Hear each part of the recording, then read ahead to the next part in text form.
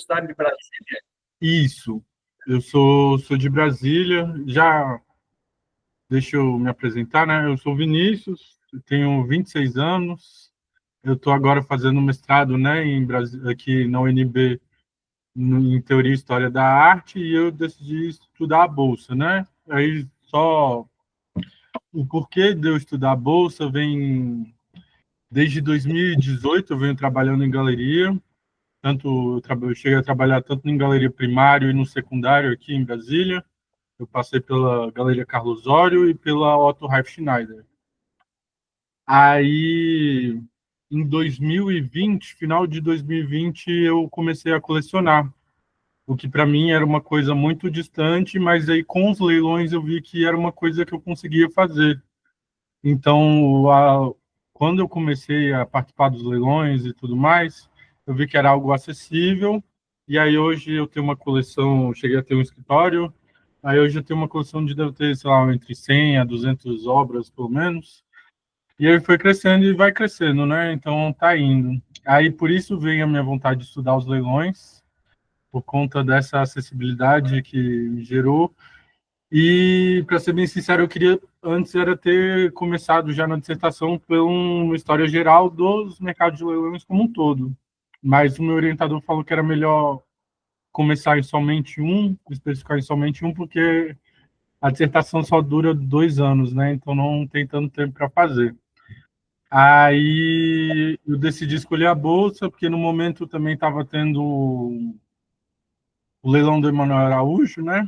Da coleção do Emanuel Araújo. A bolsa também tem o maior recorde, né? Que é da Caipirinha.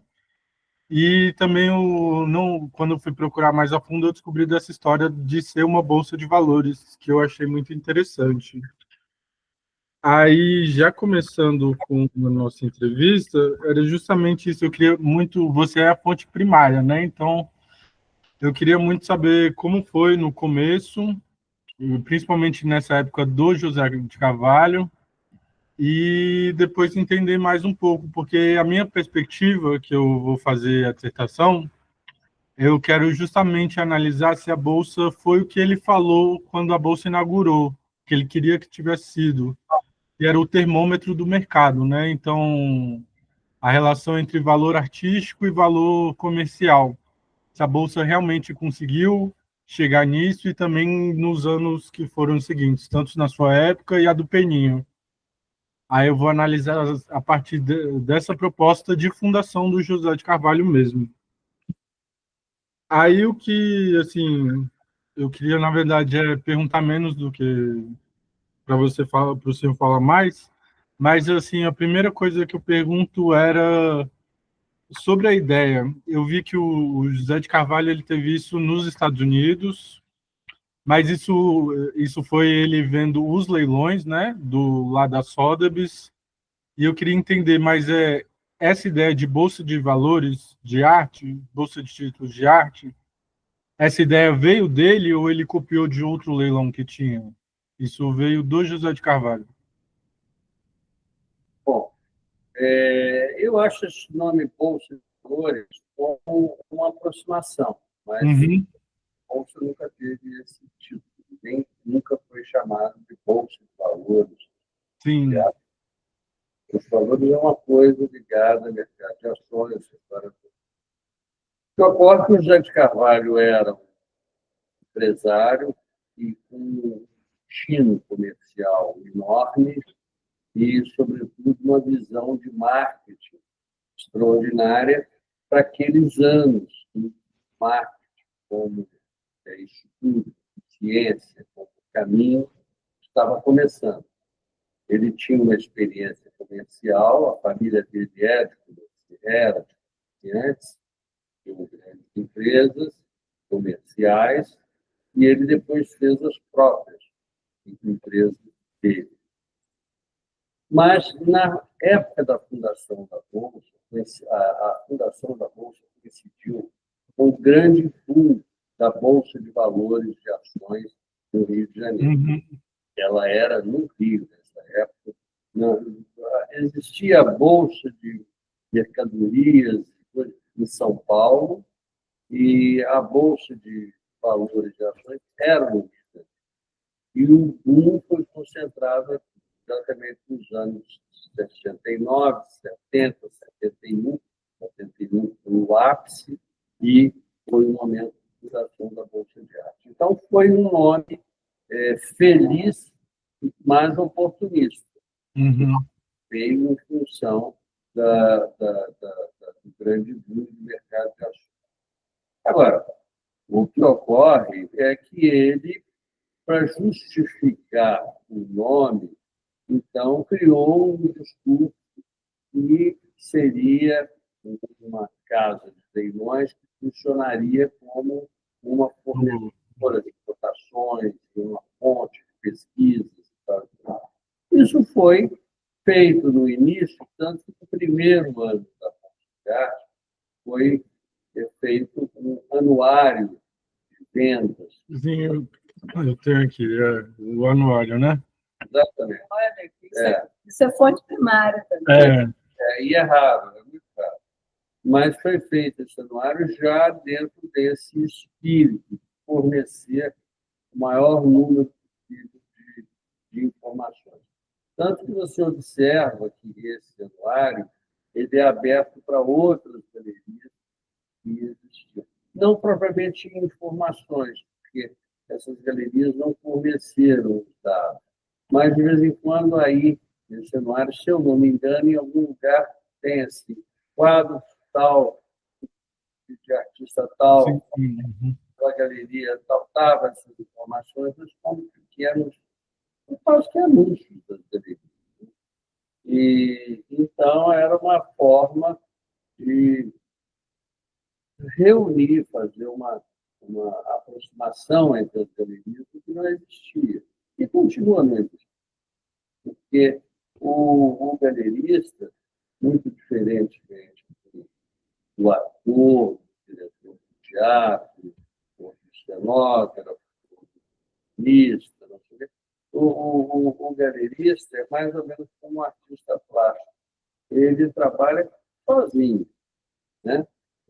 Lógico, existem interações comerciais na galeria, interage com outros, mas a galeria funciona sozinho. É uma forma que o artista se tranca em 2 metros quadrados e ali ele faz um mundo. Então, esse nome Bolsa de Arte foi um nome oportunista, mas não no sentido pejorativo do termo. Eu acho feliz a escolha do e ela tentou, no início, nós, inclusive, publicávamos nos jornais os resultados das vendas, leilões, mas isso foi deixando de acontecer, depois o comércio foi se sobrepondo a esse objetivo, que era, na verdade, uma questão de marketing para justificar aquele nome Bolsa de Arte e aquela posição oficiosa que o nome sujeita.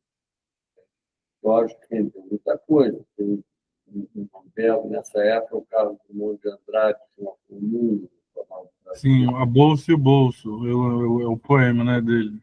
Fez uma coisa de grande talento que ele fez, e vários artistas que viram a partir desse nome Bolsa de Arte. O que eu vi foi...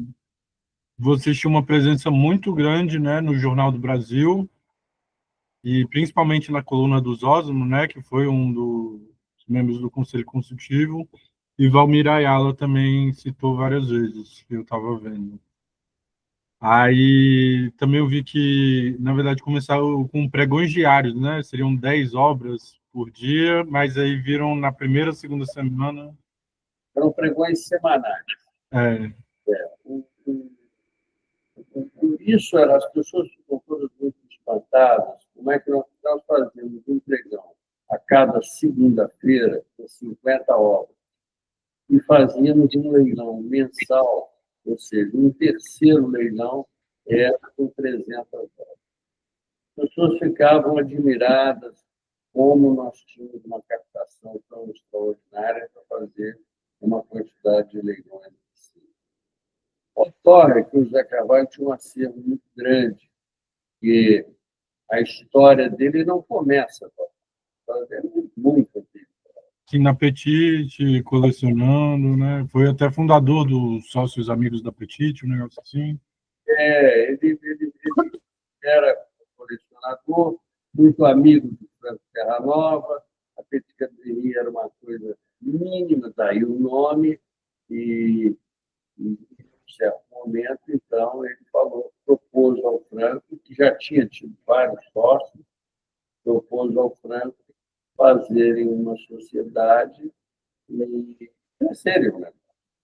Ele era um homem que fazia coisas grandes, ele repetia muito. E ele, então, comprou uma loja enorme em Ipanema, na Praça do General Osório, chamou o Sérgio Bernardes, que é um grande nome da arquitetura brasileira, para fazer o projeto. O Sérgio já tinha feito, um ano atrás, o projeto de Bonino, e, enfim, e nesses anos todos da Petit Galerie, que ele fez muitas inovações, sobretudo os contratos de aquisição de obras de arte artística, eles compravam aquilo que o artista se comprometia a entregar por mês. Então, um determinado artista dizia, não, eu entrego 6 quadros por mês. Eles faziam um contrato em que aquele artista se comprometia a entregar 6 quadros por mês, e eles se comprometiam a pagar ao artista o valor pré-estabelecido. Então, isso foi uma inovação, mas com isso, ele, ser sócio 50% do Franco, ele foi acumulando um acervo durante anos muito grande, um acervo colossal, era um acervo importante. Tinha inúmeros Cavalcanti, inúmeros, tinha 50 e tantas aquarelas formidáveis, Ismael Neri, outras tantas do Cícero Dias, dos anos 30 e tal. Então, esse acervo que ficou guardado nesse período que ele esteve nos Estados Unidos, ele, ao voltar e fazer a Bolsa de Arte, a Bolsa serviu como uma forma de escoar e tornar aquele acervo um capital que ele pudesse, então, usar para várias coisas. Eu vi também que ele acabava tendo a participação de outras galerias também, o Frederico de Moraes, nesse daqui, que é a Cronologia das Artes Plásticas no Rio de Janeiro, fala algumas coisas interessantes, que é a Bolsa acabou virando desova das galerias de obras. Isso realmente aconteceu? Como foi? Olha, isso hoje é muito pouco, porque naquela época nem tanto, porque as galerias todas tinham um resíduo de quadros que tentaram vender, ou certo, que ficaram encostados.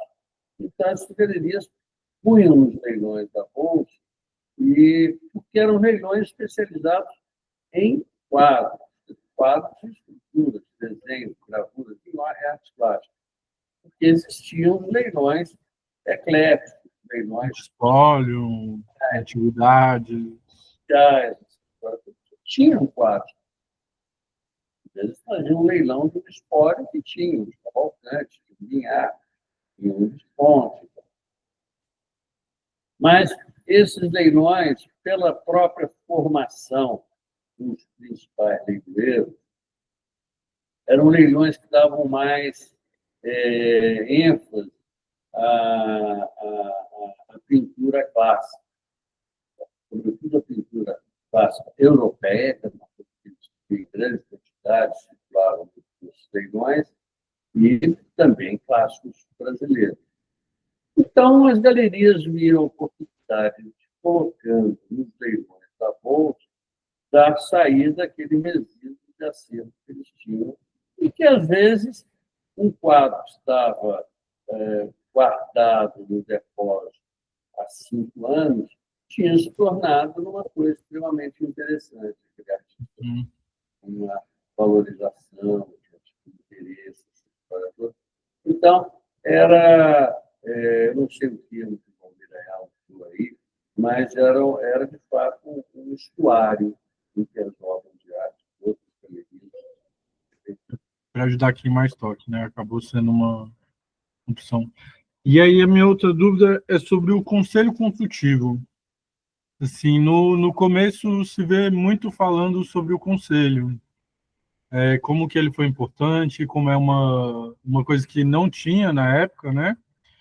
E, por exemplo, a participação do Gilberto Chateaubriand, todo assessorando o José de Carvalho, mas eu vejo que na sua entrevista com a Raquel Velego, isso para o doutorado dela, eu acho que já tem alguns anos atrás, você fala que o conselho, então, na verdade, era só nome, né? Não tinha, eles não participavam de muita coisa. O senhor mesmo foi o que comprou a parte do Gilberto, não foi? Eu vi isso. Olha, a Bolsa de Arte, quando foi fundada, era uma SA. Até por uma questão de coerência, já que ela era uma bolsa, então ela tinha que ter ações. Então, tinham os conselheiros acionistas e os conselheiros que não eram. Sim. Uhum. O Gilberto Chateaubriand, se você observar aí na última página desse cenário, tem ali o conselho da Bolsa. O Gilberto nunca fez parte. O Gilberto ele era acionista. Ele comprou ações da Bolsa, mas não quis fazer parte do conselho. E ele que indicou, ele era muito amigo do Cláudio Amaral, ele indicou que o Cláudio seria uma pessoa que devia postar, e o José Carvalho achou ótimo, porque era uma forma de dar repercussão do leilão, embora não houvesse essa obrigação. O Cláudio era um jornalista muito íntegro, quer dizer, ele não ia colocar a coluna dele à disposição só porque eu conheci do lugar que você. Ele dava aquilo que ele achava que era notícia. Uhum. Então, o ser um SA tinha um conselho.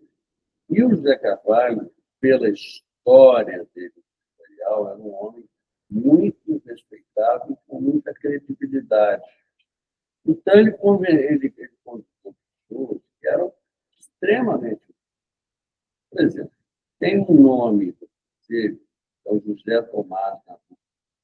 Era um advogado importantíssimo, uma das pessoas mais influentes, né, tanto na área jurídica, quanto social.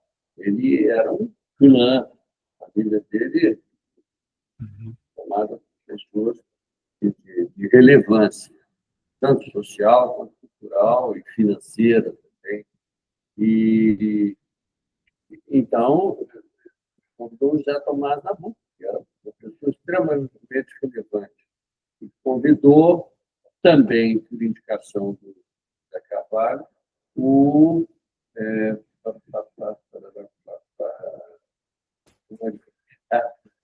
Esses somos da Sociedade Anônima ou você está dentro do conselho como um todo? Porque eu tenho até uma lista aqui. Deixa eu ver. Era o. Bom, eu vou me lembrar. Que, assim, foram muitos, né? Era o Antônio. Que eu achei aqui, ó. Que tinham sociedade, era o Gilberto, o Zosmo, Ibrahim Suede, Tomás Nabuco, João Condé, Antônio Salgado e Leonídio Ribeiro Filho. Antônio Salgado. Antônio Salgado também foi uma indicação do Gilberto. Enfim, então existia esse conselho que era mais assim também uma coisa de marketing, porque na prática houve uma ou duas reuniões. Isso era um almoço na casa da Catar, não tratava de coisas práticas. E os acionistas eram acionistas para prestigiar o José Carvalho. O acionista tinha 2 ações, 3 ações.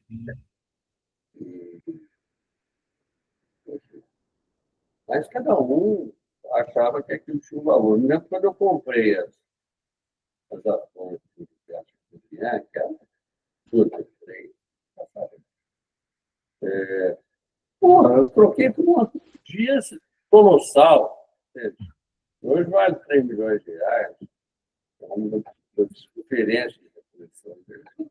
Eu tinha, e, na época, o Antônio estava ali, bastante, e, enfim, mas é porque ele valorizava. Que nessa época nós iríamos, então, transformar a Bolsa de SA em uma limitada. Então, passamos a ser menos sócios. Portanto, eu, Pedro, meu filho José Carvalho, Ramon Fonte, compramos a maioria das ações que era Da Maria Carvalho, né? da Carvalho. Mas tinha essas ações dispersas. Então, eu comprei algumas, eu comprei outras, para que nós pudéssemos formar uma sociedade limitada. Se tornou a partir disso. Mas o conselho de toda essa história vai dizer que era também uma função usar o nome daquelas pessoas. Extremamente. Gonzaga, que tinha sido ministro 2 vezes, foi ministro do Trabalho, Marcelo Franco, e depois foi ministro da Presidência Social. A Bolsa Atual faz a maior melê. Eles, para prestigiar pessoas que interessavam, eles colocaram num conselho que nunca existiu. O conselho é esse aí, e foi dissolvido quando nós compramos o conselho de 76. Sim, nos anúncios eu acho que até falava que era o conselho que escolhia as obras, tinha algumas coisas assim que é. As horas era eu. E me perdi um pouco.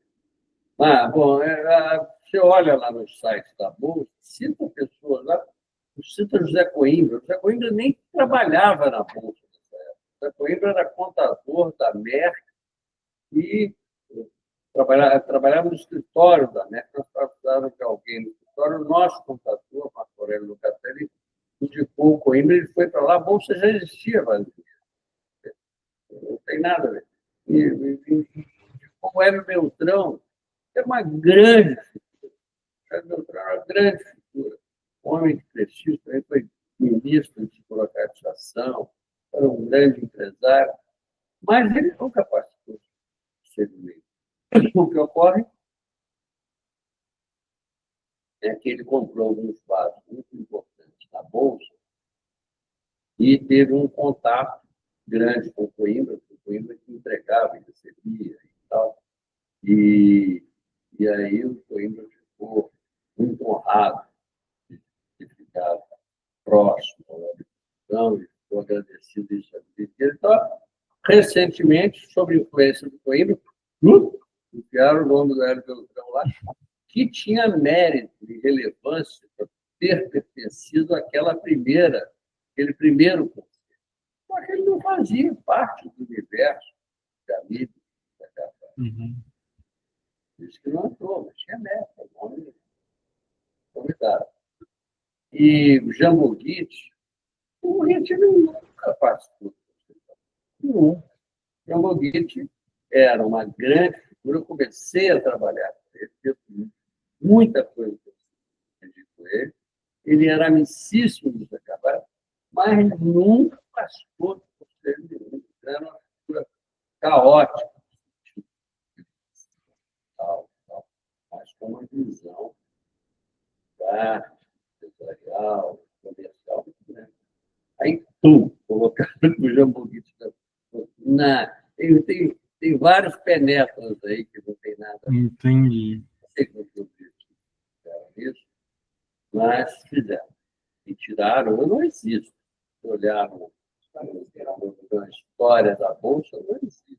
Uma pessoa dei palpite na formação da exposição do Bruno Jorge. Então, se eu nunca tivesse visto. Mas é uma questão de a história, quem faz a história é o dono do poder. Mas não significa que aquela história é perene. Né? No momento, a verdadeira história é sempre revelada. Mas eu estou falando isso, não que isso me incomode, mas é porque nós estamos falando do assunto conselho. Então, se você olhar no site da Bolsa, você vai fazer uma certa confusão, você vai ver nomes lá que não participam. O conselho é esse que está aí, esse é o conselho. Não, eu tinha até o Jamboree selecionado com interrogação, porque eu vi essa menção dele, mas aí só tinha visto em um lugar, isso eu não sabia. Já era amigo nosso, amigo. E chegou a trabalhar para o José, não foi? Numa das lojas dele? Não teve nada assim? Quando já chegou ao Brasil e tal, ele trabalhou com mecânica de dólar, essas coisas assim, consertava esse negócio. E aí ele foi e acabou se aproximando do José Carvalho, mas não trabalhou. Quem trabalhou com o José Carvalho na Bucal foi o Franco Terranova.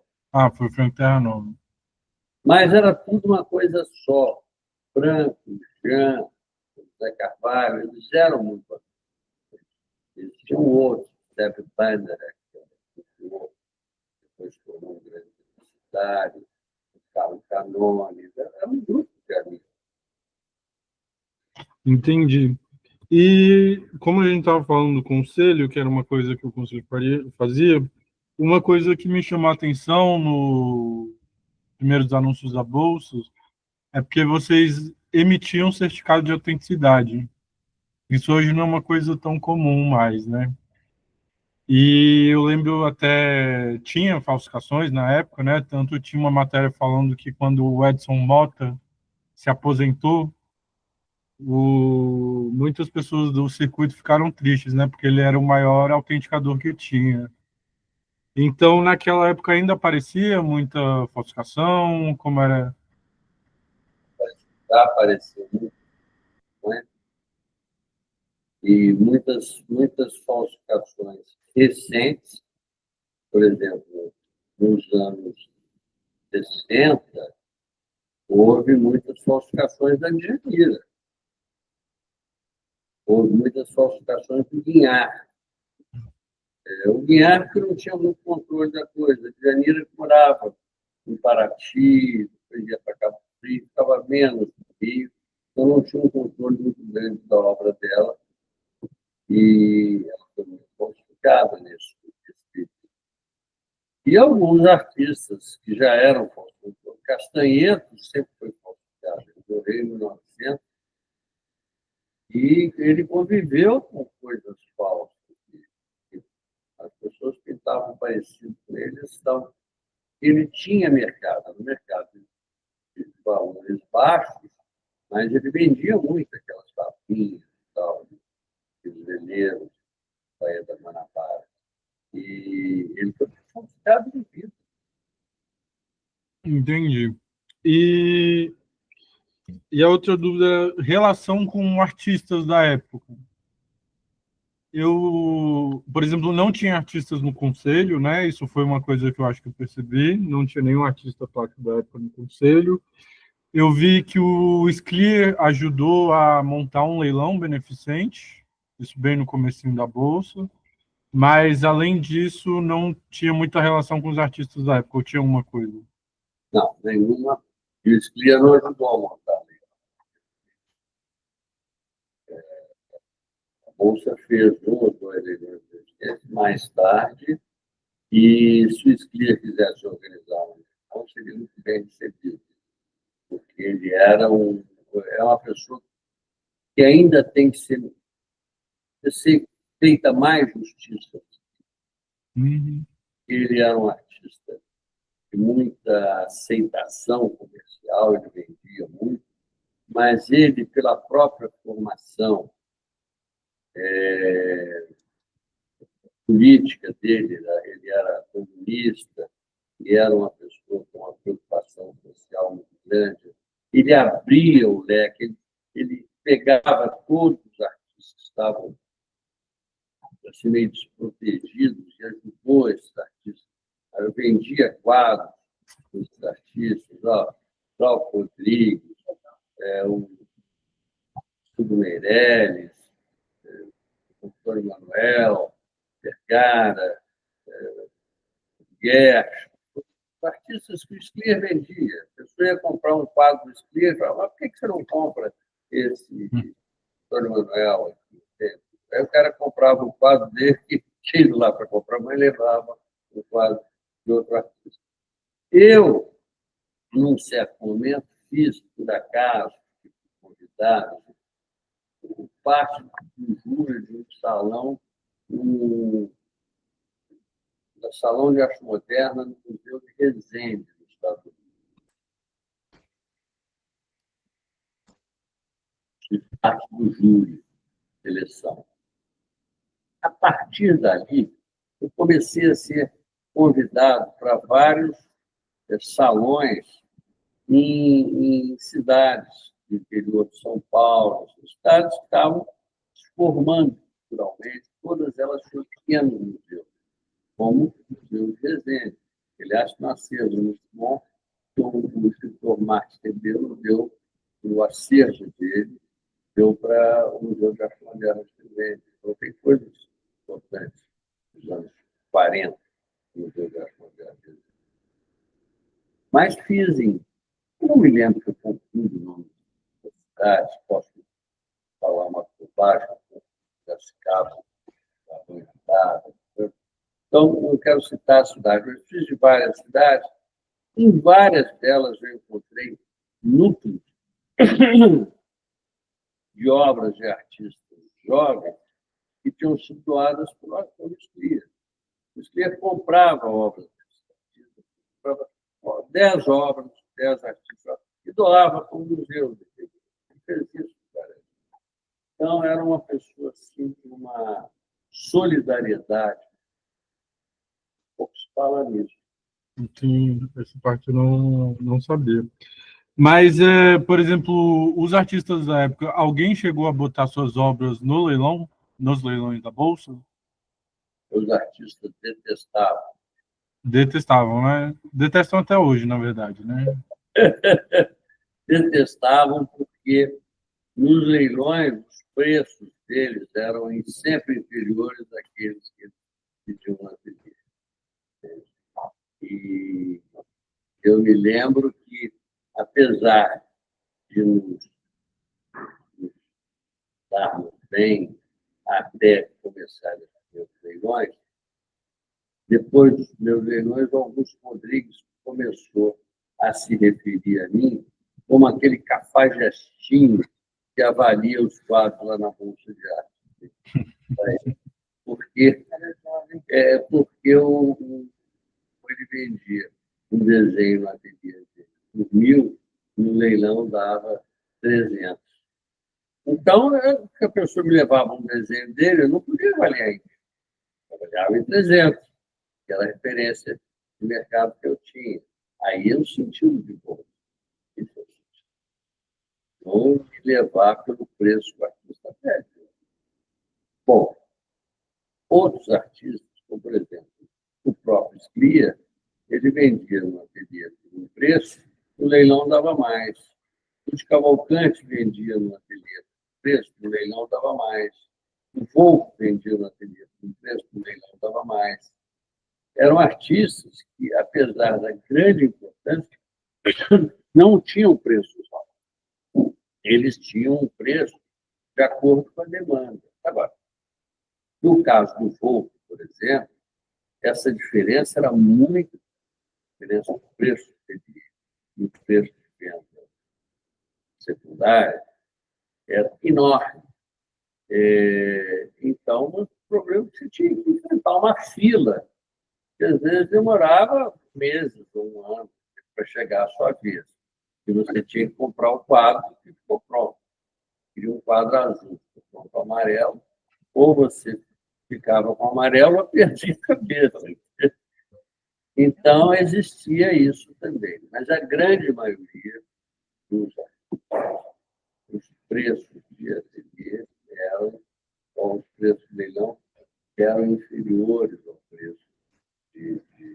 Então, sempre no secundário, né? Não teve nenhum artista que tirou a obra do ateliê e levou para a bolsa para vender já no leilão. Isso não aconteceu. A partir de um certo momento, a partir que eu passo a dirigir sozinho de arte, primeiro, após a morte da Carvalho, passei a dirigir sozinho por alguns anos. Foram duas compras, né? Você comprou uma parte e depois comprou o completo. E não tinha comprado. Pelo menos não comprei.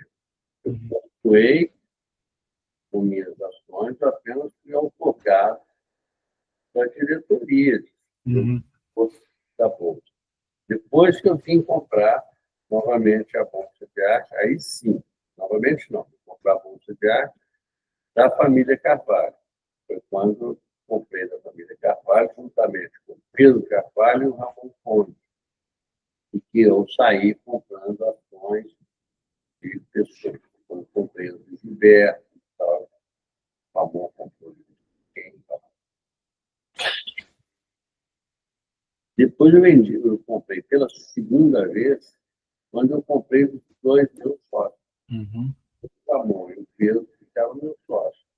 Mais tarde, em 76, eu comprei a parte deles. Então, aí fiquei sozinho. Mas, no momento que eu passei a dirigir, eu passei a intercalar leilões e exposições. Aí começou a ficar uma coisa meio confusa. Inclusive, eu tive alguns momentos difíceis de solução, porque eu fazia exposição de artistas e, às vezes, apareciam obras daqueles artistas trazidas por outras pessoas. Eu não podia avaliar parte que eu tinha na exposição marcado um preço alto. Aí eu avaliava alto, não vendia, a pessoa ficava aborrecida comigo. Eu vendia, você avaliou alto, está precisando vender. Então, é diferente, porque no leilão você tem que comprar aquela obra, naquele momento, por aquele preço. Não tem parcelamento, não tem nada. Na exposição do artista, ou na ateliê do artista, daí vive esse preço, você pode ir, você pode escolher entre 20 quadros, que você gosta mais, você pode propor uma redução, você pode propor um parcelamento. Então, tem uma negociação, porque na galeria do artista, os preços são de cima para baixo. No leilão, os preços são de baixo para cima. Então, essa coisa de lidar diretamente, de colocar em leilão obra do próprio artista, nunca foi uma coisa que deu certo. Entendi. É para atender o colecionador que quer se desfazer das obras. Com a vantagem, a grande vantagem do leilão é que a pessoa pode vender 20 obras numa mesma cidade. E aí sim, com aquele dinheiro, pode fazer um investimento ou até comprar uma obra mais cara. Aí, e como a gente está falando de artistas, eu vou voltar também para uma coisa que me chamou muita atenção na época do lançamento, que foi a carta da artista Maria Luísa Litzek, que foi na coluna do Valmir Ayala, bem na época do lançamento da Bolsa. Ela faz uma carta com algumas preocupações dela, né? Que era a Bolsa se tornar como se fosse um oráculo, um super crítico. Você acha que isso aconteceu? Você acha que ela acabou... Olha, eu lembro que a Maria Luísa escreveu complicada, eu não me lembro dos termos, você já está adiantando a síntese. É uma pessoa extremamente inteligente, sensível. Ela nunca saiu um pouco daquela coisa de aluna do Bianchi. Ela era durante muito tempo foi esse estigma. O que não é estigma. Bom, mas dá uma limitação. É uma mulher muito inteligente. Ela pode ter tido essa preocupação, essa impressão, da mesma forma que o Drummond viu um lado poético. Agora, tal, fez uma crônica, imaginando como seria desenvolver essa bolsa, mas com a visão poética. A Maria Luísa com a visão prática. Um pouco mira ela, então, decidiu. Não, isso era só uma preocupação inicial, né? E a outra coisa era justamente porque ela fala dos tempos. Então, ela achava, no caso, né, ela achava válido vender obras de artistas mortos, então totalmente mercado secundário, ou obras de artistas vivos, mas fases antigas, como ela deu exemplo no caso do Volpe e do Di. Mas aí já de obras recentes ela falava que talvez não daria muito certo porque essas obras o tempo não decantou, né, nessas obras ainda, que o valor delas pode se aparecer depois, o que é comum mesmo na arte, né? Por isso temos vários resgates e vamos tendo desde sempre. Então, vocês no final acabaram justamente vendendo mais de obras de artistas mortos e de fases passadas dos artistas, né? Foi o que você me falou, né? No caso, não tinha artistas que entregavam obra já mais recentes. Mas também deveria acontecer porque deveria ter colecionador que aproveitou esse tempo, né? Esse boom para vender essas obras mais recentes, comprava no ateliê e vendia mais caro depois, ou não... Então, você imagina, a carta dela faz todo sentido. Mas nós tínhamos uma proposta marqueteira de sermos uma bolsa de arte. Como é que uma pessoa chega com um quadro, comprou há um ano atrás, e fala, olha, eu preciso vender essa obra porque eu quero viajar para a Europa, eu quero pagar o colégio do meu filho, não interessa o que a pessoa ia fazer, porque precisava vender. Se ela pegasse a obra e levasse o ateliê do artista, ele não iria recomprar e nem iria colocar lá para tentar vender. Então, a galeria, o colecionador nos procurava. Não cabia a nós rejeitar. Sim, com certeza. Então, nós recebíamos. Agora, era muito melhor receber Luiz Cavalcante nos anos 20 do que o Luiz Cavalcante em 1971. Né? Então, eram interesses, qualidades completamente diferentes. Mas nós tínhamos que estar abertos, nós não podíamos ser juízes. Uhum. O quadro era de um artista que tinha um conjunto de obras de importância cultural. Se aquela obra estava em bom estado de conservação, se aquela obra tinha um preço condizente com o que estava sendo vendido no mercado, se aquela obra não era falsa, não era roubada, por que não vendia? Nós não podíamos, de forma nenhuma, sermos censores para poder andar passo a passo com o que pensavam alguns artistas. Por favor. Virou um lugar também, né? Que isso eu achei muito interessante, porque era anunciado. As galerias até fazem isso, mas que era um lugar de compra, venda e troca, né? Então, isso. Troca troca é mais difícil, mas foram feitas trocas. Mas é sempre difícil Mas, desculpe, mas eu começo a falar, não, eu fui leiloeiro, 30, eu nem sei quantos anos, 33 ou 36. Fiz um leilão de 7 horas. Eu nunca Recuperou depois disso, eu sabia encostar a bola. Quando eu converso, eu falo, eu não encosto a bola. não tem nenhum problema. Que isso. É, vamos lembrar o que mais. Ah, e aí voltando, uma coisa que eu vi que o senhor falou muito na entrevista com Alexandre Paiva, né? Da Paiva Frade. É sobre a regularidade. Então, se a gente estava falando como a bolsa, como termômetro do mercado, isso tudo se volta por conta da regularidade dos leilões, correto? É. E o senhor acha que ela conseguiu realmente regular o mercado? Não era regularidade no sentido regular, era no sentido de periodicidade. Sim. As pessoas tinham um quadro para vender, diziam, vou levar na bolsa, ela vai ter um leilão daqui a qualquer momento. Nós fazemos leilões frequentes. Então, não era no sentido regulador.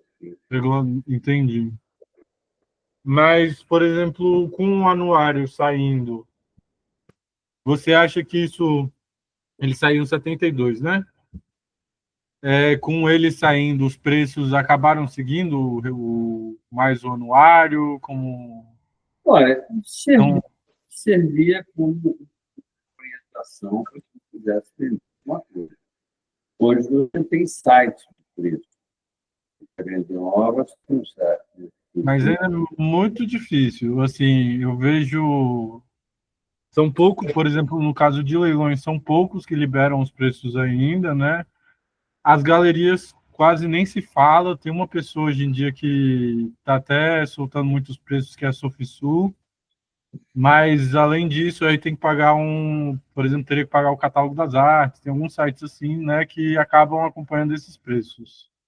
E esse catálogo a pessoa teria que comprar também.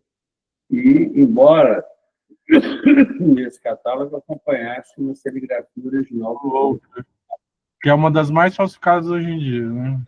passa por aí, as pessoas arrancaram e vendiam. Então, a pessoa comprava o anuário, você vê que você tinha que botar esse atrativo, né, de uma serigrafia do povo que ele fez especificamente para o anuário. Mas, aí também a informação de uma única fonte. Entende? Esses sites que tem, que citou Catálogo das artes. pode ter poucas livrarias, poucos leilões, mas tem alguns, tem que começar com alguma coisa. Uhum. Quando você consulta o Artprice, outros sites internacionais, preferencialmente ou majoritariamente são das grandes casas de leilões tradicionais. Isso. Alguns têm também casas de leilões da Áustria, Portugal, por aí afora. Eles dão indicação de onde foi vendido. Esse catálogo das artes também dá indicação. Mas aqueles preços não são fornecidos pelas casas de leilões.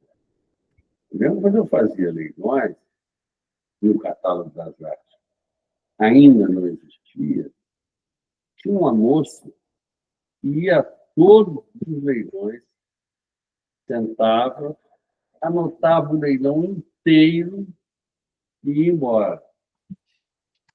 Um outro leilão, de outro leiloeiro, a moça ia lá, sentava, anotava o preço. Depois voltava no meu leilão, 2 meses depois anotava. Ninguém sabia se ela era de onde, isso. Depois descobrimos que ela era a fonte profissional, porque ela era contratada. Estava fazendo aquilo para o que veio a ser o catálogo das artes. Então, os leiloeiros, falando da época que eu fazia os leilões, e hoje também, porque de vez em quando precisa ter feito uns leilões, fiz uma obra vendida por mim, mas é porque alguém aqui viu e formou ele. Eles têm uma rede de informantes. Mas eu nunca mandei uma listagem de obras vendidas no catálogo. Teve um site, não sei se foi atrás, uma época pediu, não é porque os meus leilões eram mais frequentes, pediu que eu mandasse as relações. Eu não mandei, porque eu achei que eu não tinha que trabalhar para ele, né? Ele de graça, se ele fizesse, ele sentava lá e anotava no catálogo das artes fácil. O que eu vejo hoje que divulga assim mesmo é só a Bolsa, que posta os relatórios. Não, na verdade, nem os relatórios, os resultados, né? Depois de uns 2, 3 meses depois de cada leilão, mais ou menos. Em relação ao catálogo, né? Você vê vários. Não, no site. Estou dizendo que a Bolsa divulga no site dela, é isso? Ah, sim. A Bolsa no site dela, no próprio site da Bolsa. Eu acho que está bom. Deixa eu ver o que mais. Mas então, e olhando então para essa ideia de termômetro, você acha que foi a ideia, né, da fundação de ser um ponto de equilíbrio entre valor de mercado e valor artístico? O senhor acha que isso conseguiu ser alcançado? Isso é uma teorização de uma coisa que acontece na prática, mas não como uma coisa sistemática. Sim. Coisa que ocorre naturalmente.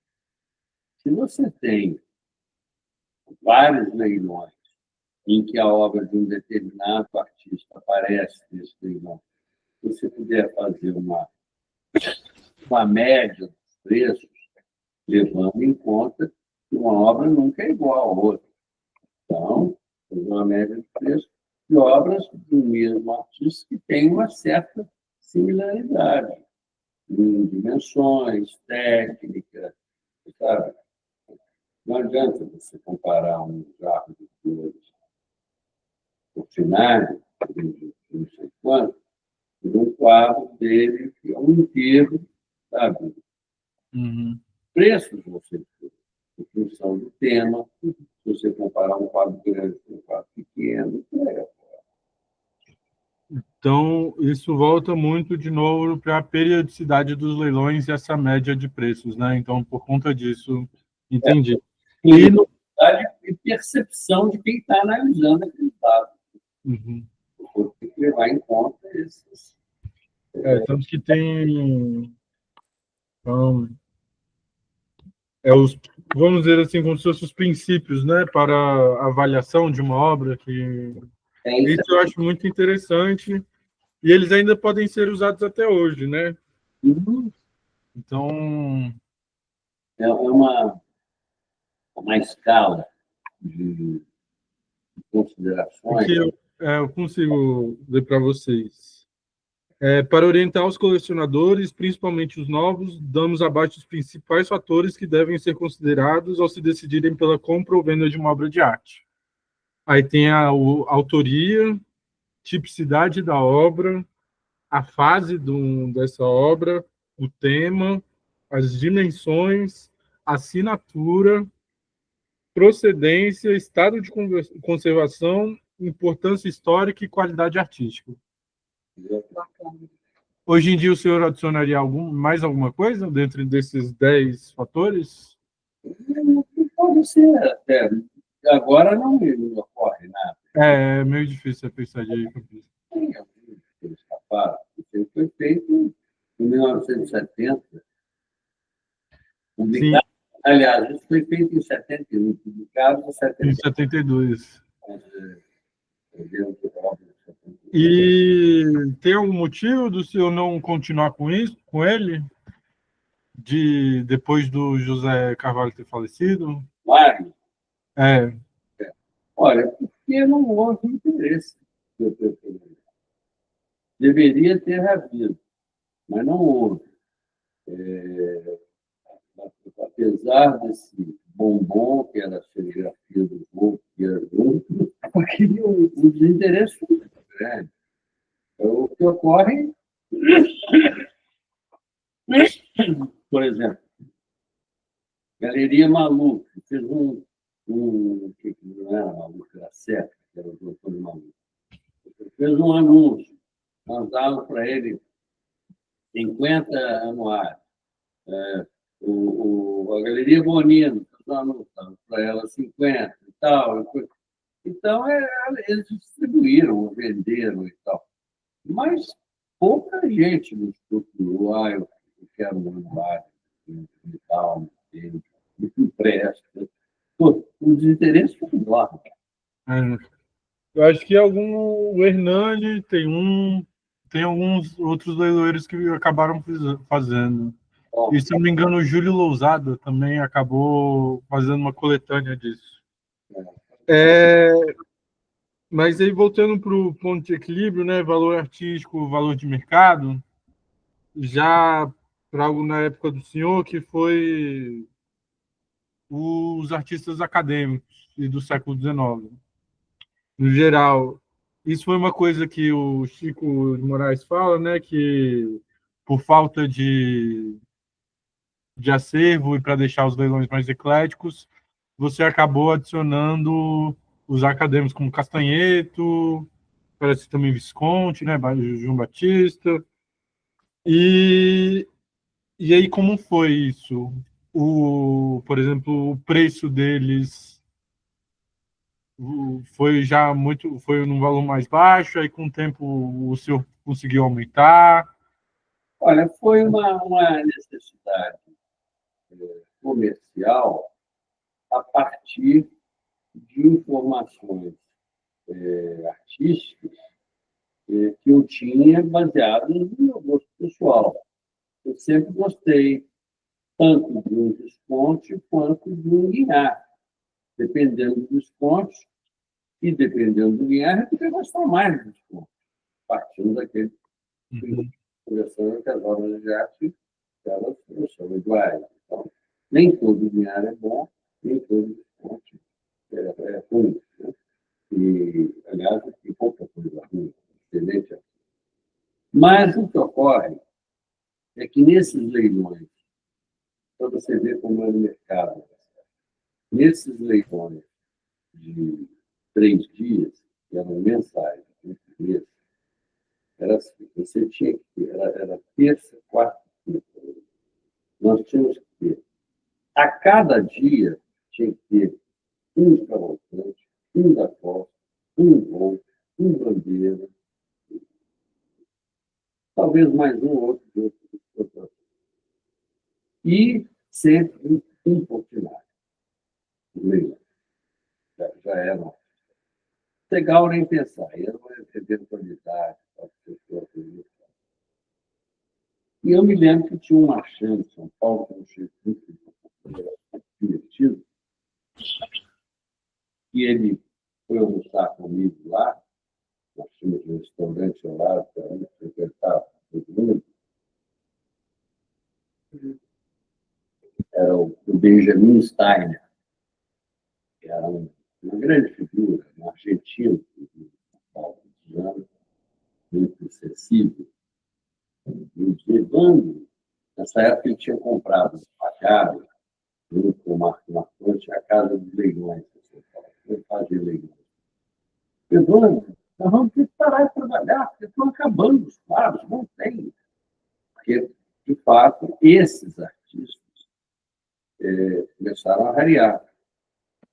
E, quando eu falei essa história de 1,7, é para demonstrar uma certa quantidade de oferta. Embora eu me abastecesse muito no depósito do Zé Carvalho, que dava uma segurança, eu já partia com um lucro. As pessoas traziam então, eu vi que a objetivo era trazer para as ações aqueles artistas que você encontra em todos os compêndios de obras de arte, Batista da Costa, Visconti, Meirelles, e por aí afora, para os leilões. Eles eram quase restritos a esses leilões de espólio, essa história. Então, havia quase que um campeonato B, campeonato A, sabe? Então, a única coisa que eu fiz foi começar a trazer para os leilões. E o primeiro quadro que eu trouxe, com um estilo enorme, foi até uma indicação do Edson Mota, que foi o Carlos Flecha Ribeiro, que era um crítico. Eu acho que o Flecha Ribeiro foi do nosso conselho. Foi. Uhum. Foi um grande crítico de arte, era o pai dele faleceu e ele está informação dada pelo Edson Mota. Uma paisagem dos pontos excepcional.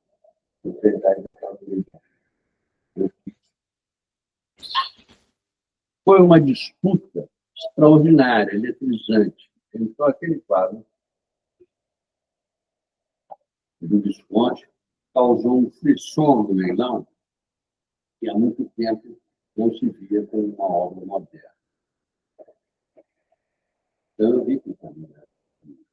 Então, eu comecei a procurar e a trazer para os leilões esses artistas que não eram muito prestigiados, eram assim, vistos como uma coisa passada. Então, não, ninguém desmerecia.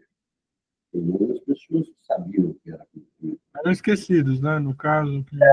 Isso, relegados a esses leilões de espólio.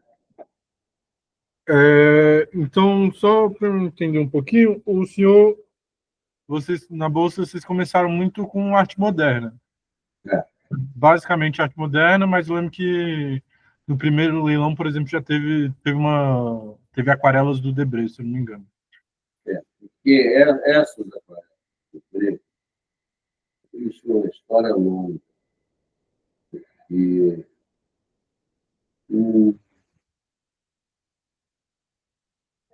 foi encontrado um baú de uma neta do Debré, que ela achou na casa da mãe dela, no shopping, um baú cheio de aquarelas lá na frente.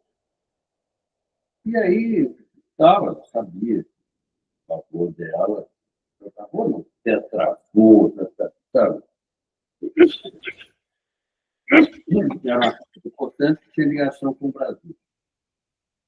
Ela procurou a Embaixada Brasileira. O adido cultural brasileiro era um cronista, jornalista, escritor, um homem muito inteligente, de valor, que era irmão do general João Batista Figueiredo. Mas esse irmão dele, eu não vou lembrar o nome dele, foi injustiça, não lembro. Um homem importante para a cultura brasileira, mas era irmão dele. Ele viu aquilo de coisa que interessa ao Brasil, óbvio. E falou com o ministro de Relações Exteriores, que era o Magalhães Pinto. Magalhães Pinto, não quero nada, muito complexo. Não. Então, ele procurou gente do mercado para comprar. O Jean Moguite rodava todo mundo. Guilherme. Google. Google. Eu não tenho Google. Guilherme, cultura fantástica, de humor incrível. Um dos casos mais engraçados que eu consegui. Ficou no Pirandela o presidente da Academia Brasileira de Letras era o Coelho Neto. Isso Ele é filho do Coelho Neto. Então, o Pirandello voltou para a França, encontrou um amigo dele brasileiro lá, e disse: o seu país é uma maravilha, pessoas de uma cordialidade imensa, fizeram uma recepção extraordinária para mim na Academia Brasileira de Letras. O presidente fez um discurso enorme, era um homem culto, chamado senhor Colhoneto. Era o Colhoneto, que é o diminutivo para colhonudo, colhudo, colhões, muitos colhões. Mas, enfim, voltando ao Debré, aí o Jambogit propôs ao Erimar Carneiro, que era meu tio, que era Da Relevo, né? Começou, Da Relevo. tinha dinheiro. O Erimar procurou o cunhado dele, Sebastião Louros, que também colecionava e tinha dinheiro. E os três compraram a coleção. Baú. Esse, o Sebastião Louros manteve. A família manteve a coleção. O Erimar ficou vendendo, num certo momento, eu já era da Bolsa, eu comprei aquilo da Bolsa, os remanescentes, um terço ficou do Erimar, e aquele índio que tem um leilão de shopping para acabar na paz, um gravura fantástico, grupo de batata, papagó, bororó, batata, assim. Extraordinário, aquarela desse tamanho, colocando no leilão, mas o Jambogit manteve a coleção dele integral, com a realidade. Então, o Debré nunca para fazer uma pausa, porque essa compra eu tinha feito pouco tempo. Mas eu acho que não tinha nada além do Debré. O Debré era um Debré. Não tinha nenhum passo. Entendi. Aí, então, começou com o moderno, o senhor também adicionou o acadêmico e o contemporâneo. Eu vi que alguns, por exemplo, já apareciam um pouco Ligia Pape, Elliot Sica. Apareciam, mas ainda não davam preço. Entende? Então, quando não dá preço, Não tem que tributar. o próprio proprietário não se sente motivado. Essas vendas, às vezes, eram feitas assim. Não chegavam ali. E aí o senhor só acha que no seu tempo na Bolsa, então você vendeu poucos contemporâneos. Mas, naquela época, o Galcoville, o Esquia, o Volvo, os Cavalcantes, eram Eram contemporâneos. contemporâneos também, sim. A palavra contemporânea está muito mal empregada. É uma grande confusão também, fico. Por isso que eu até estou. Então, os contemporâneos faziam parte que nós usarmos o sentido correto da palavra. Sim. Mas e se for pensar, por exemplo, um dos dois grandes, né, que o Jambogit trabalhou, o Antônio Dias e o Gershman. O Gershman você fez exposição de gravuras, né? E o Antônio Dias fez uma grande exposição. Ah, fez uma grande exposição também. Morava em Milão ainda, fiz uma exposição interessante. Mas a leilão eles iam também? As obras deles não tinham. Não tinham. Eu intercalava entre leilões e Exposição? Então, fiz o Gershon, o Dias, da Pimentel, do Valentim, do Jones dos Santos, Eu estou esquecendo. E os primitivos, né, como era mais chamado na época, né, a arte popular hoje em dia, aparecia também, né? E isso já desde o começo, porque eu lembro, por exemplo, Raimundo de Oliveira. Os Prazeres, Grauben, eram artistas que apareciam com frequência. E eu fiz uma exposição de 8 primitivos. Era, eu esqueci mesmo. Fiz 8. Lembrando que os de arte repercutiam muito. A Bolsa de Arte tinha 220 metros quadrados. Então, não tinha exposição pequena. Toda exposição que eu fiz tinha que ser grande. Ou de quadros grandes, como foi a do Roberto Marx, os quadros eram enormes, eu tive que usar o subsolo, porque era um salão grande, para os desenhos. Mas os quadros do Roberto eram muito grandes. Mas não podia ter. A exposição do Bruno Jorge, que eram coisas pesadas, não tinha tantas. Chesquiat, idem. Então, toda a exposição lá era importante, porque o volume de obras era grande. Era grande. Entendi.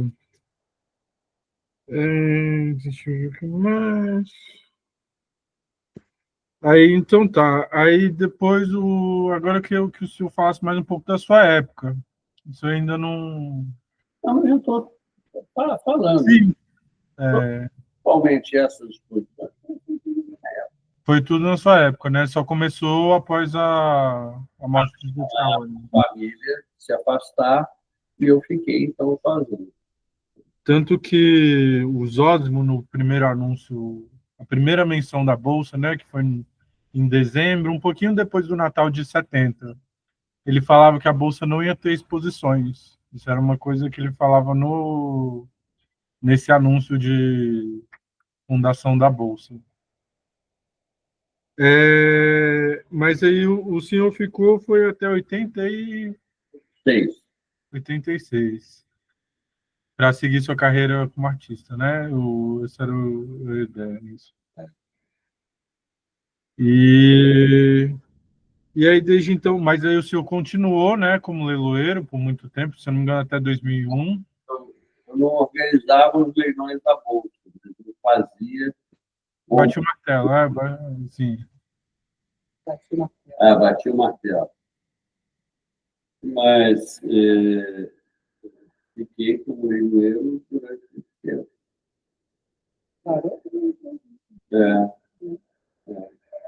Eu parei de fazer leilões da Bolsa em 2000. Aí passei a fazer leilões em sociedade com a Soraya Cal. Sim. Foi 2001, porque você conta que era o dia 11 de setembro. Eu estava no leilão da Bolsa. E a minha dúvida, o senhor virou leiloeiro da Bolsa quando? Porque quando fundou, você tinha 24 anos, não era? 24 anos, então você não era leiloeiro ainda, era só comerciante. Não, eu me tornei leiloeiro em 83. Entendi. E eu acho que eu vi isso foi por causa de outro leiloeiro, não foi? Eu acho que Hernani ou Lemos, não teve algo assim? O Hernani, nessa ocasião, que era o leiloeiro da Bolsa. E essa hora o Hernani achava que tinha que aumentar a comissão, alguma coisa, nós estávamos sempre em conflito. Nos dava muito bem para comer, mas ele estava sempre querendo aumentar a comissão dele, ele estava sempre querendo diminuir. Os funcionam todos mesmo. Só recebia aquela comissão. E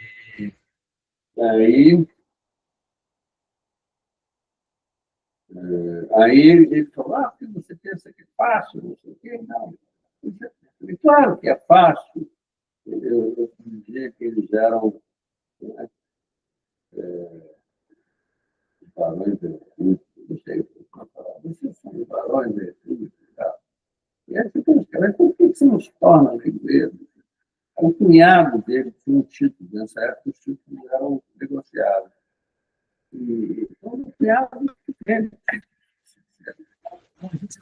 pronto, aí me tornei letreiro. Veio de uma disputa, de uma coisa. Eu fui no primeiro leilão dele. Isso ainda na bolsa, né? O primeiro leilão seu, você ainda estava com a bolsa. E tudo, né? 30 e tantos anos. Não sei quantos exatamente. 30 e tantos. E só uma dúvida também, que eu acho que o senhor ia poder me ajudar a isso.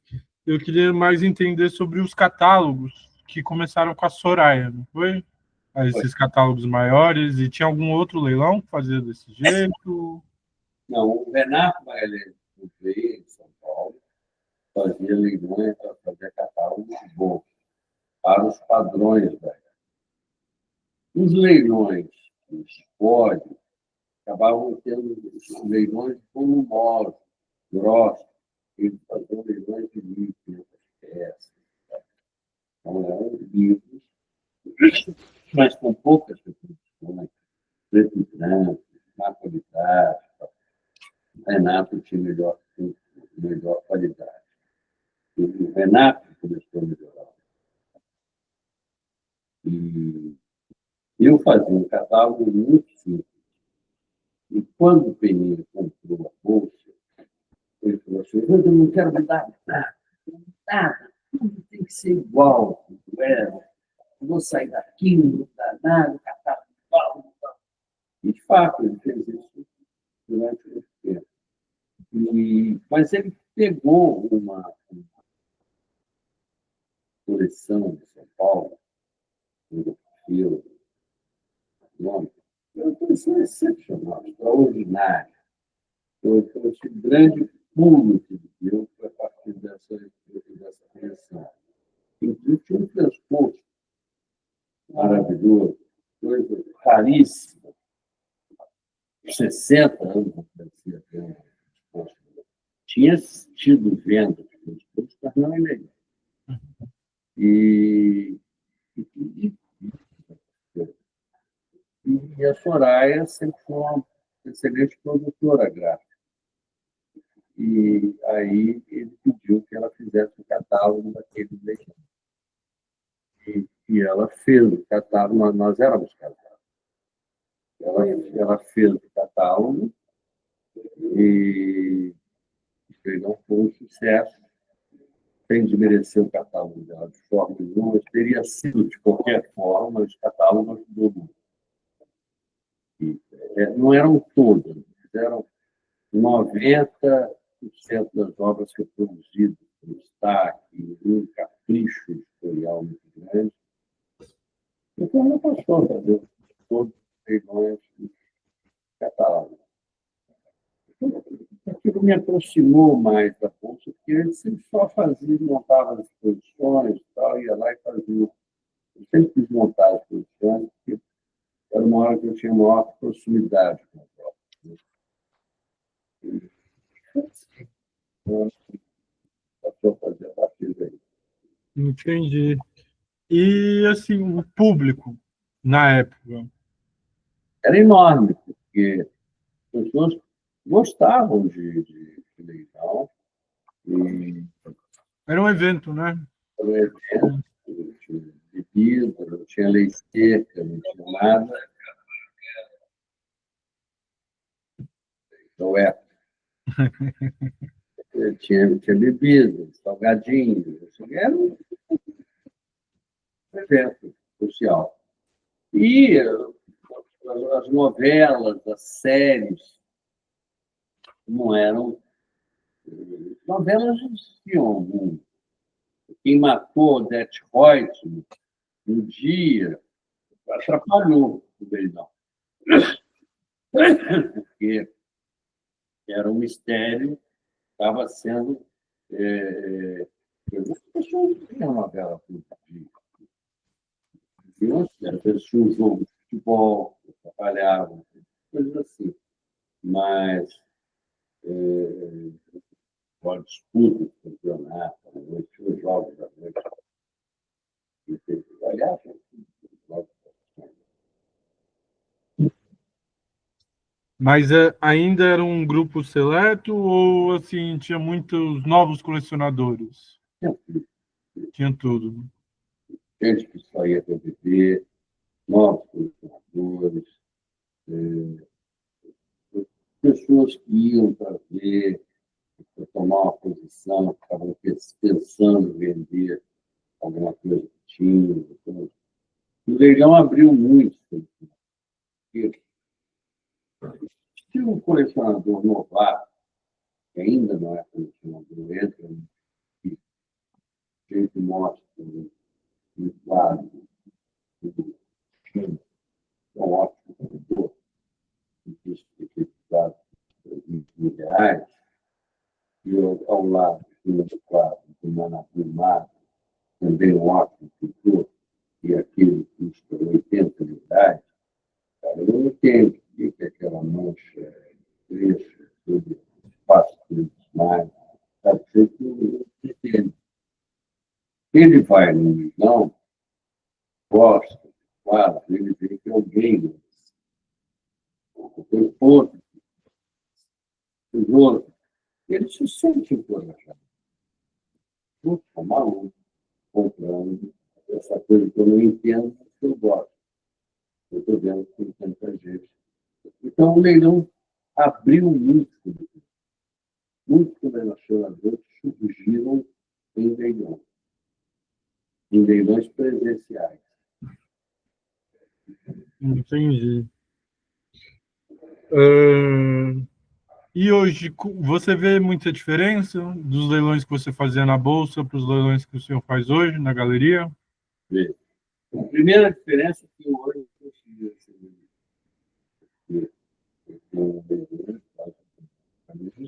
O senhor pode repetir? Eu acho que a internet falhou bem na hora. A primeira diferença foi? a diferença é que hoje eu não seria leiloeiro. E ele fazia leilão da Avenida Marinha, 1.500 pessoas. Hoje você passa para a parede. O computador. Não vem ninguém. Então, uma coisa. Está todo mundo no computador. Horrorosa. É até maior. Mas está no computador. Vou pegar mais. Sabe?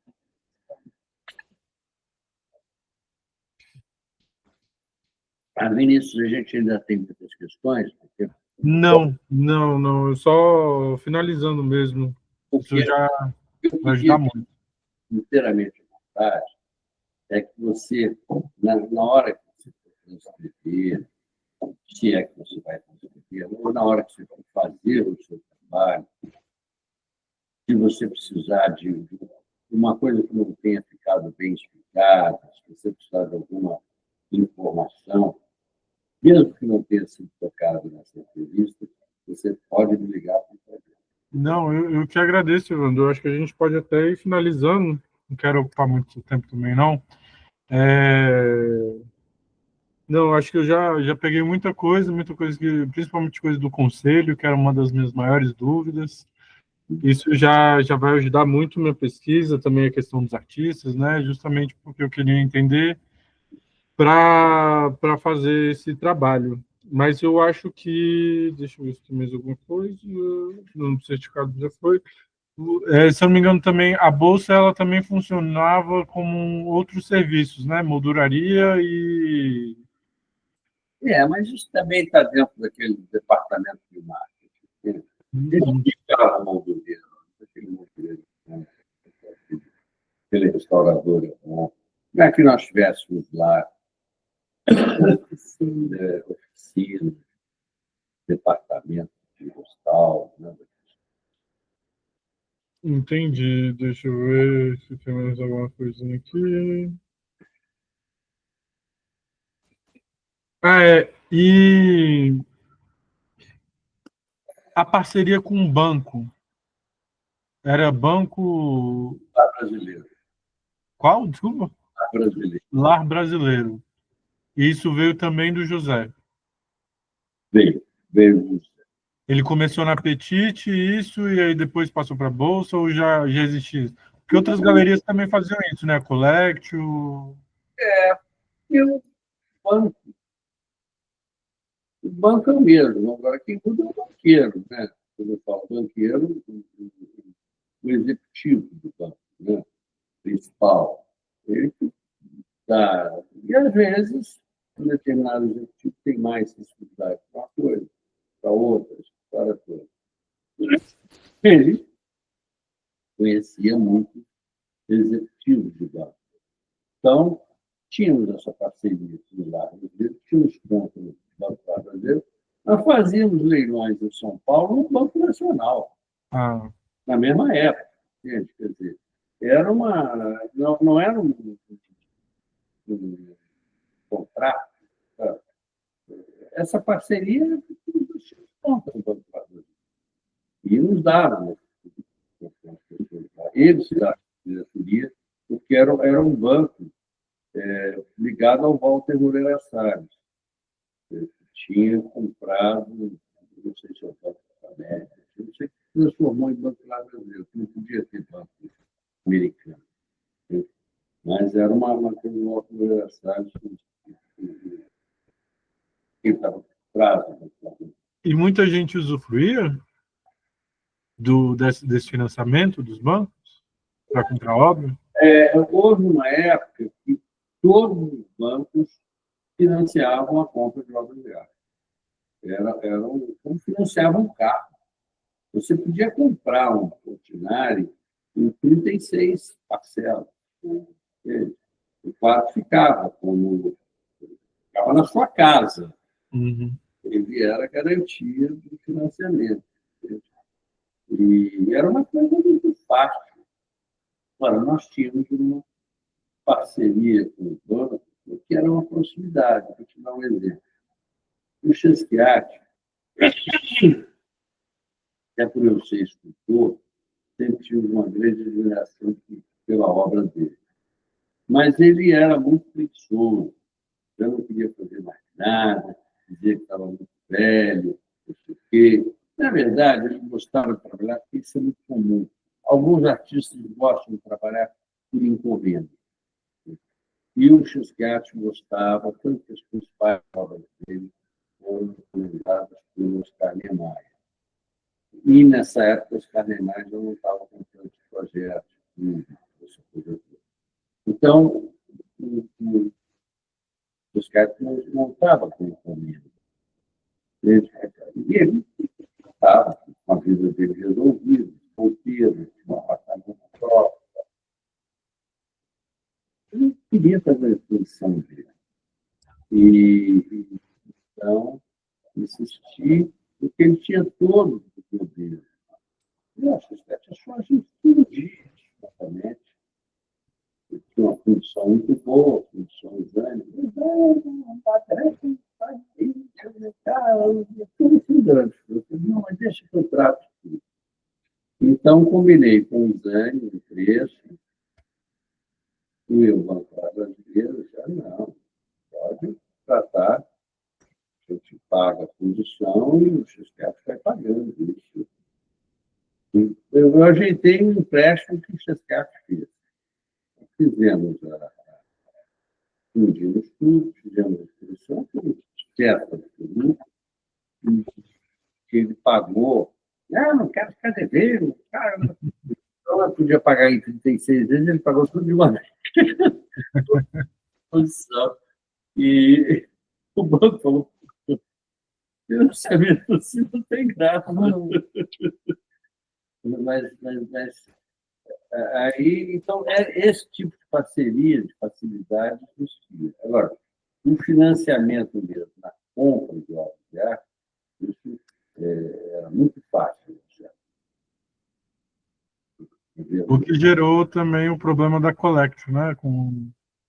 Ali já foi uma coisa mais.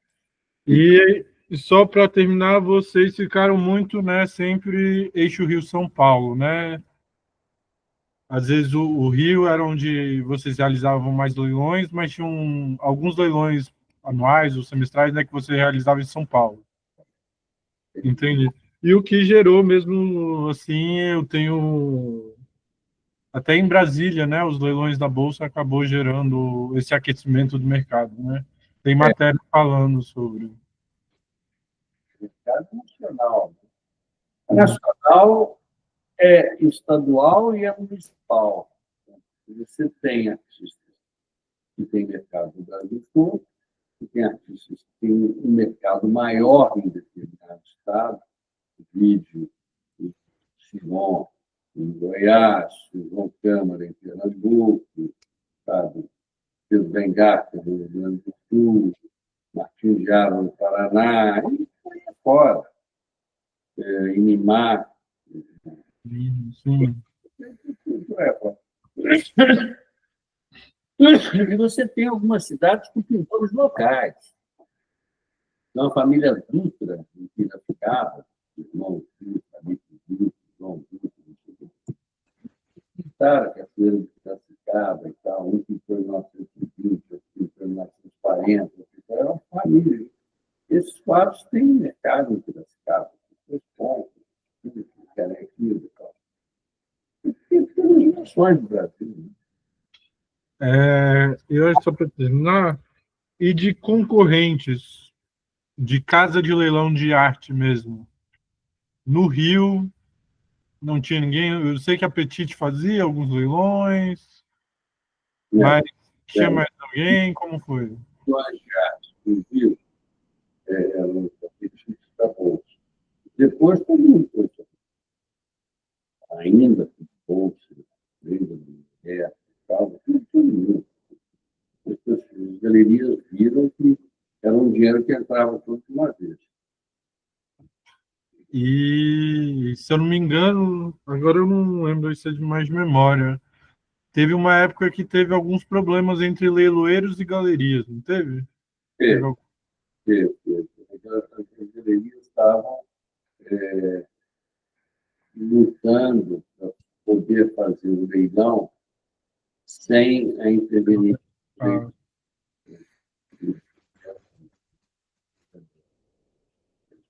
Mas, outra coisa, por falta de corporativismo que os leilões têm, eles têm que se ficar. Eu fiz durante muitos anos e eu via todos os meus sindicatos. Esses leilões mais conhecidos eu nunca vi lá. Havia lá que os leilões que tinham mais interesse nas questões jurídicas, de fora, tal, mas existia um corporativismo muito e no mercado já existiu. Cada um possível. Agora, com essas feiras, está havendo uma aproximação. Eu vejo uma aproximação, se eu falo muito, né, entre o Franco, o Jean Boguite, o José Carvalho. Uma aproximação de amizade. Pessoal. Tanto que tem uma anedota, eu acho que esses são os valores. Já tem um tempinho que eu vi que foi o Jean comprou uma coleção de um advogado famoso por 1,5 milhão, vendeu para o José de Carvalho por 3, e o José destrinchou na bolsa e fez 6. Teve um negócio assim. Isso então era, mas também era mais só por conta de amizade, né? Então não. Evandro, acho que é isso, assim, para um inicial, só para eu já começando, já deu um. Já vai dar para fazer muita coisa, e na verdade a última é leilões assim que você acha que foram muito importantes. Tá, eu vou, só para não esquecer, porque falou dos leilões em São Paulo e tal. Existe um blog do Claudino Nobre, que ele estava pretendendo fazer uma história dos leilões em São Paulo. E ele me pediu um depoimento sobre os leilões da Bolsa em São Paulo. Então, no blog dele, você pode ver, é um depoimento muito longo, no escrito. Eu não escrevi nada, porque 2 meses não escreveu. Então, é uma fonte de consulta para você também. Claudino Nobre. Claudino. Claudino. Uhum. Não, perfeito. Agora você perguntou os lesões mais Isso. da minha vida. Eu diria da bolsa. Da vida também seria bom saber, às vezes, né? Porque eu pretendo levar isso para uma tese depois, né? Para o mercado inteiro, mas eu tinha que começar por uma casa de leilão, então foi a boa. O leilão mais importante, o primeiro leilão da Bolsa foi muito importante, que foi um acontecimento social, foram 2 alunos de saúde, na sala, as pessoas sentavam em mesas, né, para conseguir isso, tal, fazer salgadinho, tá? E foram umas 20 pessoas, com 2 alunos enormes. Bom, depois, durante o período de bolsa, né, não houve um leilão meu, período meu, toda a minha. Não houve um leilão que se destacasse especialmente, porque eu não deixava acumular. Os leilões eram muito. Eu não tinha essa coisa. O leilão não está com muita coisa, não tem uma boa capa, foi o que tem, né? Fazia o leilão com o que tinha, que eu achava que o leilão tinha que ser um reflexo do mercado. Se não tinha coisa, o mercado não acreditou. Tinha muita coisa que ninguém acreditou. Mas eu não deixava acumular. Eu fazia os leilões com muita frequência. Então, nunca chegou a ter um acúmulo de ovos iniciais de um determinado leilão que tornasse especial. Na fase que eu fui leilão, como leilão, já na segunda, eu destaco esse leilão da coleção que eu fiz e da coleção do automóvel Clube, que foi um leilão excepcional. Depois, quando eu saí da Bolsa, eu queria ter vários leilões importantes, mas ele tem essa filosofia de armar São poucos, né? Hoje em dia são uns 3, 4 leilões da bolsa por ano, no máximo. Tem um bufado na capa, ele canta no vaso, na capa, eu muito leio, mas dá certo. Então, E às vezes reflete muito a coleção, né? É a coleção que você consegue que vai. agora, fiz muitos leilões de coleção no período que eu fiz a sociedade funcionária. Sim, Burle Marx, o do Espólio Burle Marx, do Dana Maria, né? Niemeyer. Deixa eu ver. Do Copa, né? Teve a do Copa também, teve vários, né? Jeffrey Stein, Jorge Amado. É, de Jorge Amado. Esse eu consegui o catálogo. Eu vou. Vai aparecendo, né? Nos leilões, no Leilões BR. Vai aparecendo por 10, 20 reais, eu vou comprando aos poucos. Então, Evandro, para não ocupar mais, né? Vocês têm que almoçar também, não sei. Muito obrigado, viu? Pode deixar que depois eu devo entrar em contato novamente, mas só com essa entrevista de hoje já vai me dar muito apoio para a minha pesquisa.